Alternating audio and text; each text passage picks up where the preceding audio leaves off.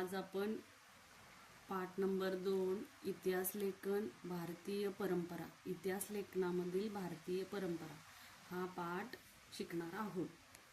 भारतीय इतिहास लेखनाची वाटचाल. भारतीय इतिहास लेख विविध तात्विक प्रणाली. भारतीय इतिहास लेखनाची वाटचाल 2.1. पहिला आपण हे शिकूया. इतिहास लेखनाच्या पाश्चात्य परंपरेची ओळख आपण पहिल्या पाठात करून घेतली. पहिला पाठ आपला कशावर होता? इतिहास लेखनाची जी पाश्चात्य परंपरा होती त्याची आपण ओळख करून घेतलेली आहे. या पाठात आपण भारतीय इतिहास लेखनाच्या परंपरेबद्दल माहिती घेणार आहोत. आता आपण पाश्चात्य म्हणजे परकीय जी परदेशातील जी हे होतं त्याची ओळख करून घेतलेली आहे. आणि आता आपण काय करायचं, आपल्या भारतात जे इतिहास लेखन आहे त्याची परंपरा कशी आहे ते आपण ह्याच्यात शिकणार आहोत. प्राचीन काळातील इतिहास लेखन. प्राचीन काळात इतिहास लेखन कसं होतं, कसं करत होते तर प्राचीन भारतामध्ये पूर्वजांचे पराक्रम, दैवत परंपरा, सामाजिक स्थित्यांतरे इत्यादींच्या स्मृती केवळ मौखिक परंपरेने जपल्या जात होत्या. त्या परंपरेने त्यांनी काही लिखाणच असं करत नव्हते, तर मौखिक परंपरेने म्हणजे पूर्वीची लोक आपल्या पुढच्या पिढीला सांगायची, मग ती त्या पुढच्या पिढीला सांगायची. अशा प्रकारे ते शिकवलं जात असायचं.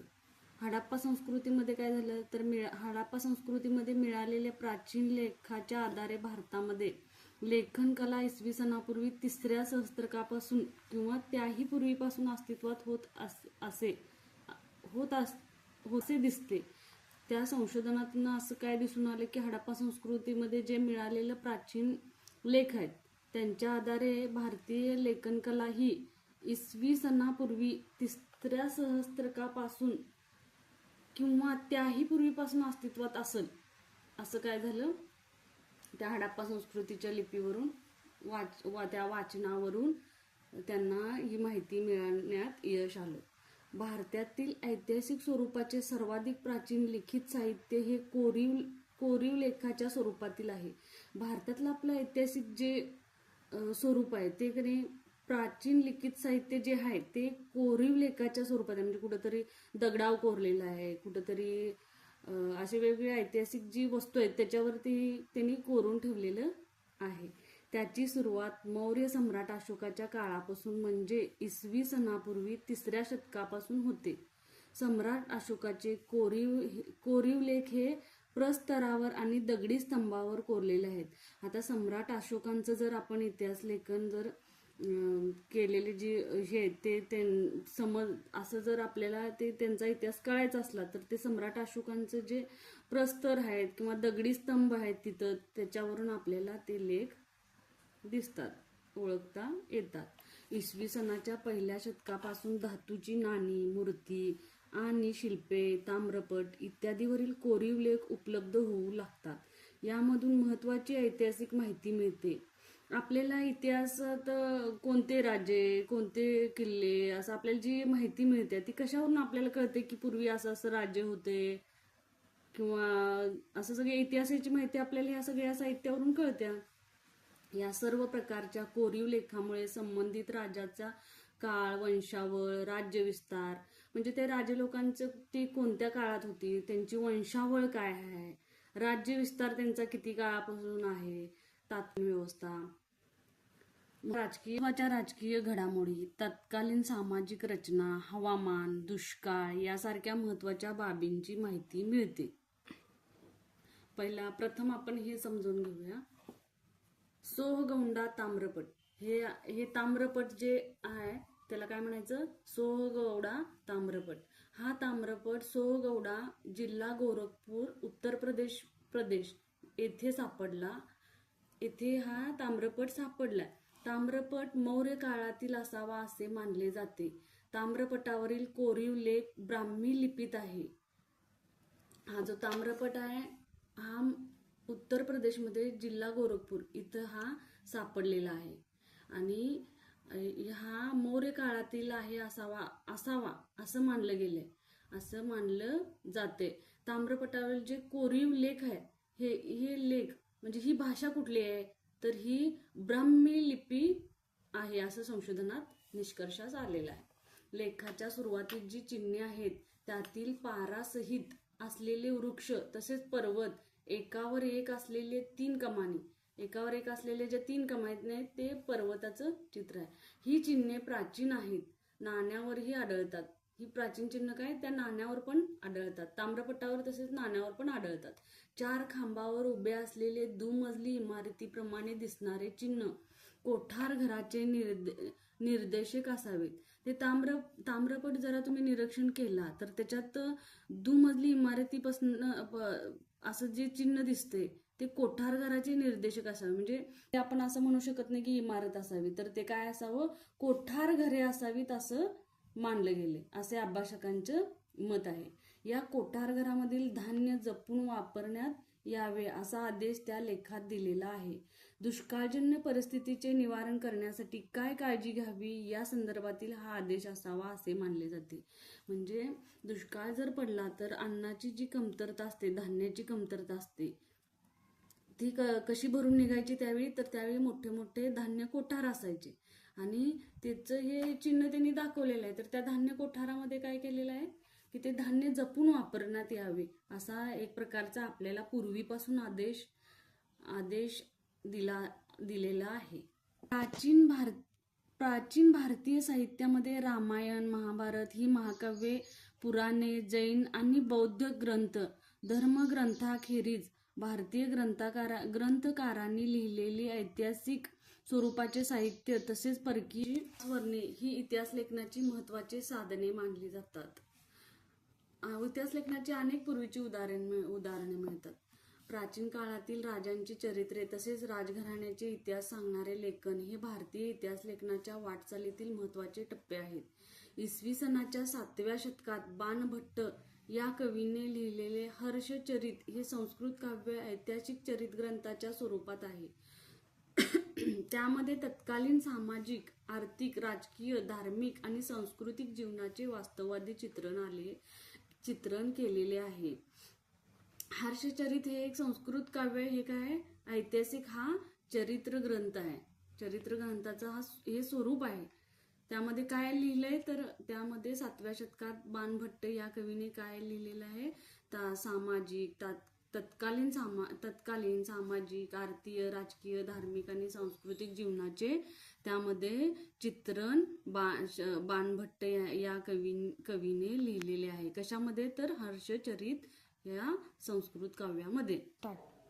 इतिहास लेखन भारतीय परंपरा जी आपले ती प्राचीन काळातील ही तुम्हाला समजली का? आणि याच्या पुढचा पॉइंट आपण बघणार आहोत. पुढचा पॉइंट आहे मध्ययुगीन काळातील इतिहास लेखन. पहिला आपण काय बघितला, पूर्वीचं जे इतिहास लेखन आहे ते बघितलं. आता काय बघायचं आपण, मध्ययुगीन काळातील इतिहास लेखन. इसवी सनाच्या 12व्या शतकात कल्लन याने लिहिलेल्या राजतरंगिणी हा काश्मीरच्या इतिहासावरील ग्रंथ आहे. 12व्या शतकात, आपण हा 7व्या शतकातला ग्रंथ बघितला पूर्वीचा. आता 12व्या शतकात, आता मध्यमयुगीन काळ चालू आहे. पहिला काळ, मग मध्यमयुगीन आणि मग आधुनिक काळ. मध्यमयुगीन काळाचा आपण आता इतिहास लेखन बघूया. त्यामध्ये राजतरंगिणी हा काश्मीरच्या इतिहासावरील ग्रंथ आहे. तो कधी लिहिण्यात आला, 12व्या शतकात कल्लन यांनी लिहिलाय. तो इतिहास लेखन शास्त्रशुद्ध कसे असावे याच्या आधुनिक संकल्पनेशी हा ग्रंथ जवळचे नाते सांगतो. म्हणजे इतिहास लेखन कसं शास्त्रशुद्ध असावं हे हा ग्रंथ सांगतो. त्यामध्ये अनेक कोरीव लेख, नाणी, प्राचीन वस्तूंचे अवशेष, राजकुलांच्या अधिकृत नोंदी आणि स्थानिक परंपरा अशा अनेक साधनांचा चिकित्सक अभ्यास करून आपण हा ग्रंथ रचला असा उल्लेख कल्लनाने केला आहे. कुणी केलाय तर कल्लनाने केलेला आहे. म्हणजे त्या राजतरंगिणी या ग्रंथ लिहिणाऱ्या ग्रंथकारांनी केलेला आहे. मध्ययुगीन भारतामध्ये मुस्लिम राजकर्त्याच्या दरबारातील इतिहासकारांच्या लेखनावर अरबी आणि फारसी इतिहास लेखनाच्या परंपरेचा प्रभाव असलेला दिसतो. मग ही जी मध्ययुगीन कालखंड आहे हा भारताचा, त्याच्यामध्ये इतिहास लेखनात कुठली भाषा जास्त आलेली आहे, कुठल्या भाषेचा प्रभाव जास्त दिसतोय तर अरबी आणि फारसी भाषेचा प्रभाव दिसून येतोय. मध्ययुगीन मुस्लिम इतिहासकारामध्ये जियाउद्दीन बर्नी हा एक महत्त्वाचा इतिहासकार होता. आता मध्ययुगीन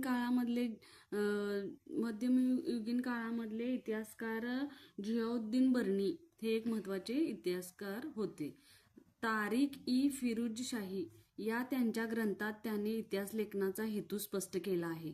त्यांच्या मते इतिहासकाराचे कर्तव्य फक्त राजकर्त्यांच्या पराक्रमाचे आणि कल्याणकारी धोरणांचे वर्णन करून संपत नाही, तर त्यांच्या दोषांचे आणि चुकीच्या धोरणांचे चिकित्सक विवेचनही त्याने करायला हवे. एवढेच नव्हे तर संबंधित काळातील विद्वान व्यक्ती, अभ्यासक, साहित्यिक आणि संत यांचा सांस्कृतिक जीवनातील प्रभावही लक्षात घ्यायला हवा. बर्नीच्या या विचारसरणीमुळे इतिहास लेखनाची व्याप्ती अधिक विस्तारली. या इतिहासकारांनी काय स्पष्ट केलं, जियाउद्दीन बर्नी या इतिहासकारांनी, तर त्यांनी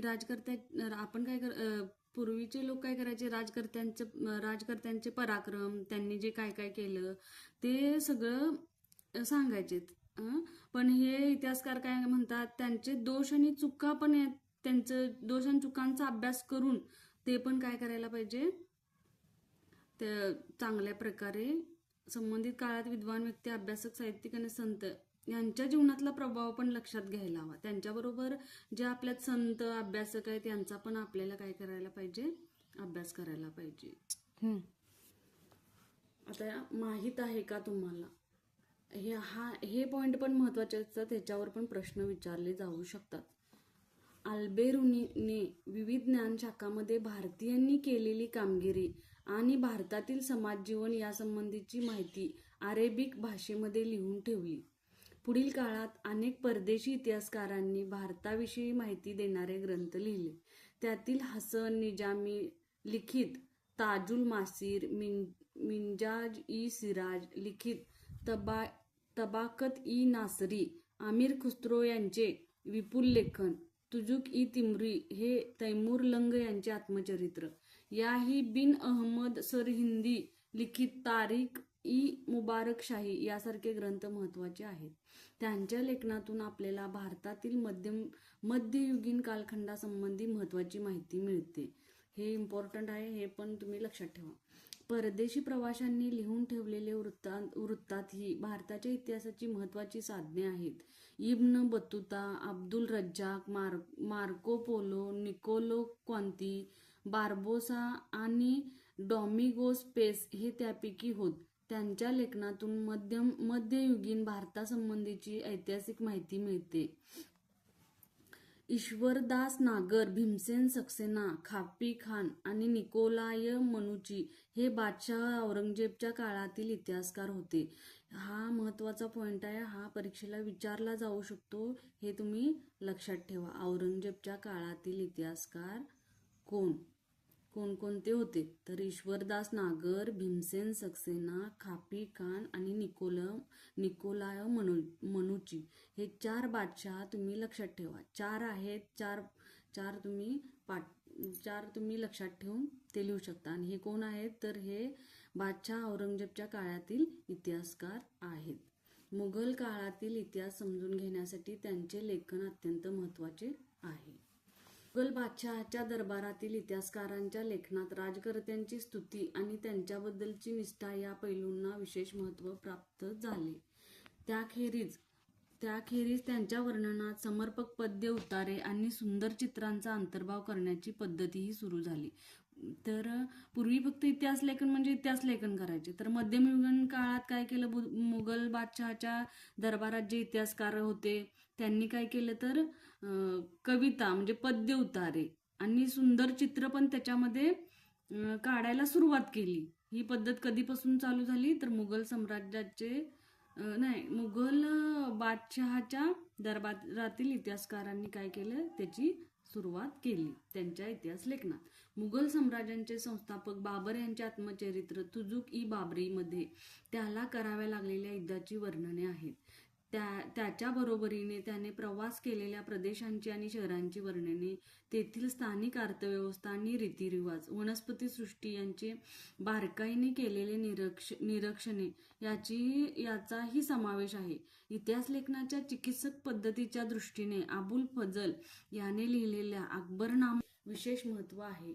अधिकृत नोंदींच्या आधारे ऐतिहासिक कागदपत्रांचे काळजीपूर्वक केलेले संकलन आणि त्यातील माहितींच्या विश्वासार्हतेची कसून केलेली छाननी ही अबुल फजलने अवलंबलेली संशोधन पद्धती पूर्वग्रहविरहित आणि वास्तववादी होती असे मानले जाते. बखर हा ऐतिहासिक साहित्यातील एक महत्त्वाचा प्रकार आहे. हा पॉइंट लक्षात ठेवा. बखर हा काय आहे? ऐतिहासिक साहित्यातील एक महत्त्वाचा प्रकार आहे. शूरवीरांचे गुणगान, ऐतिहासिक घडामोडी, लढाया, थोर पुरुषांची चरित्रे याविषयीचे लेखन आपणास बखरीत वाचायला मिळते. बखरीमध्ये काय काय असणार आहे? तर शूरवीरांचे गुणगान आहे, ऐतिहासिक घडामोडी आहेत, लढाया, थोर पुरुषांची चरित्रे असं लेखन बखरीमध्ये पाहायला मिळतं. मराठी भाषेत विविध प्रकारच्या बखरी उपलब्ध आहेत. यातील एक महत्त्वाची बखर सभासद बखर होय. छत्रपती राजाराम महाराजांच्या कारकिर्दीत कृष्णाजी अनंत सभासद यांनी सदर बखर लिहिली. ही जी बखर आहे सभासद बखर ही कुणी लिहिली? तर कृष्णाजी आनंद सभासद. कधी लिहिली? तर ते छत्रपती राजाराम महाराजांच्या कारकिर्दीमध्ये होते त्यावेळी कृष्णाजी आनंद सभासद यांनी काय केलं? सभासद बखर लिहिली. आणि त्या बखरीमध्ये काय आहे? तर छत्रपती शिवाजी महाराजांच्या कारकिर्दीची माहिती यातून आपल्याला मिळते. या बखरीतून कुणी लिहिली? तर कृष्णाजी आनंद सभासद यांनी लिहिलेली. भाऊसाहेबांची बखर या बखरीमध्ये पानिपताच्या लढाईचे वर्णन आहे. याच विषयावर आधारित पानिपतची बखर अशी ही स्वतंत्र बखर आहे. होळकरांची कैफियत या बखरीतून आपणास होळकरांचे घराणे आणि त्यांचे योगदान समजते. होळकरांच्या बखरीमध्ये काय आहे? होळकरांची कैफियत या बखरीमध्ये काय मिळते आपल्याला? तर होळकरांचे जे घराणे होते त्यांचं घराणे आणि त्यांचे काय योगदान केलं ते आपल्याला या बखरीतून समजते. बखरींचे चरित्रात्मक, वंशानुचरित्रात्मक, प्रसंग वर्णनात्मक, पंथीय, आत्मचरित्रपर, कैफियत, पौराणिक आणि राजनीतीपर असे प्रकार आहेत. बखरीचे किती प्रकार आहेत बघा. चरित्रात्मक, वंशानुचरित्रात्मक, प्रसंग वर्णनात्मक, पंथीय, आत्मचरित्रपर, कैफियत, पौराणिक आणि राजनीतीपर असे प्रकार आहेत. आता आपण दोन काळामधील इतिहास लेखन बघितलं. पहिलं बघितलं पाश्चात्य, दुसरं बघितलं मध्यमयुगीन आणि आता आधुनिक जे आपण आता करतो इतिहास लेखन ते आपण आता आधुनिक काळातील इतिहास लेखन आणि ब्रिटिश इतिहासकाळ. 20व्या शतकाच्या ब्रिटिशांच्या राजवटीत भारतीय पुरातत्वाच्या अभ्यासास सुरुवात झाली. ब्रिटिशांचा काळ आहे आता तो 20व्या शतकातला. त्याच्यामधलं आपण इतिहास लेखन बघूया. भारतीय पुरातत्व सर्वेक्षण खात्याचे पहिले सरसंचालक अलेक्झांडर कनिंगहॅमच्या देखरेखीखाली अनेक प्राचीन स्थळांचे उत्खनन केले गेले. त्यासाठी त्यांनी प्रामुख्याने बौद्ध ग्रंथांमध्ये उल्लेख असलेल्या स्थळावर लक्ष केंद्रित केले. पुढे जॉन मार्शल यांच्या कारकिर्दीत हडप्पा संस्कृतीचा शोध लागला. हडप्पा संस्कृतीचा शोध कधी लागला? जॉन मार्शल यांच्या कारकिर्दीत. आणि भारतीय संस्कृतीचा इतिहास इसवी सनापूर्वी 3ऱ्या सहस्त्रकापर्यंत किंवा त्याहूनही पूर्वीपर्यंत जाऊ शकतो.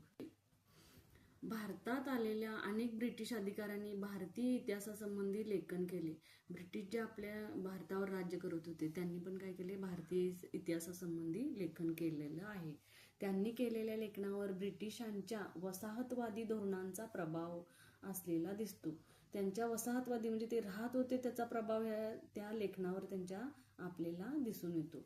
जेम्स मिल याने लिहिलेल्या the history of British India या ग्रंथाचे 3 खंड 1817 साली प्रसिद्ध झाले. ब्रिटिश इतिहासकाराने भारतीय इतिहासावर लिहिलेला हा पहिला ग्रंथ. त्यांच्या लेखनात वस्तुनिष्ठ आणि दृष्टिकोनाचा अभाव आणि भारतीय संस्कृतीच्या विविध पैलूंसंबंधीचा पूर्वग्रहदूषित दृष्टिकोन स्पष्टपणे उमटलेला दिसतो. सन 1841 मध्ये माउंट स्टुअर्ट एल्फिन्स्टन यांनी द हिस्ट्री ऑफ इंडिया हा ग्रंथ लिहिला. माउंट स्टुअर्ट एल्फिन्स्टन हे मुंबईचे गव्हर्नर 1819 1827 पर्यंत ते होते गव्हर्नर. भारताच्या इतिहासामध्ये मराठी साम्राज्याच्या कालखंडाचे स्थान अत्यंत महत्त्वाचे आहे. मराठी साम्राज्याचा इतिहास लिहिणाऱ्या ब्रिटिश अधिकाऱ्यामध्ये जेम्स ग्रॅड डफ यांचे नाव महत्त्वाचे आहे. त्याने ए हिस्ट्री ऑफ द मराठाज हा ग्रंथ लिहिला. या ग्रंथाचे 3 खंड आहेत. ए हिस्ट्री ऑफ द मराठा ग्रंथाचे 3 खंड आहेत. भारतीय संस्कृती आणि इतिहास यांना कमी लेखण्याची ब्रिटिश अधिकाऱ्यांची प्रवृत्ती ग्रॅड डफ यांच्या लेखनातही उमटलेली दिसते. अशीच प्रवृत्ती राजस्थानचा इतिहास लिहिताना कर्नल डॉड सारख्या अधिकाऱ्यांच्या लेखनात आढळते. विल्यम विल्सन हंटर याने हिंदुस्थानचा द्विखंडात्मक इतिहास लिहिला. त्यामध्ये त्याची निपक्षपाती वृत्ती दिसते. डफ यांच्या इतिहास लेखनाच्या मर्यादा निळकंठ जनार्दन कीर्तने आणि वि. का. राजवाडे यांनी 19व्या शतकात दाखवून दिल्या. 2.1 झाल्यानंतर 2.2 भारतीय इतिहास लेखन विविध तात्विक प्रणाली हे आपण पुढच्या भागामध्ये बघणार आहोत.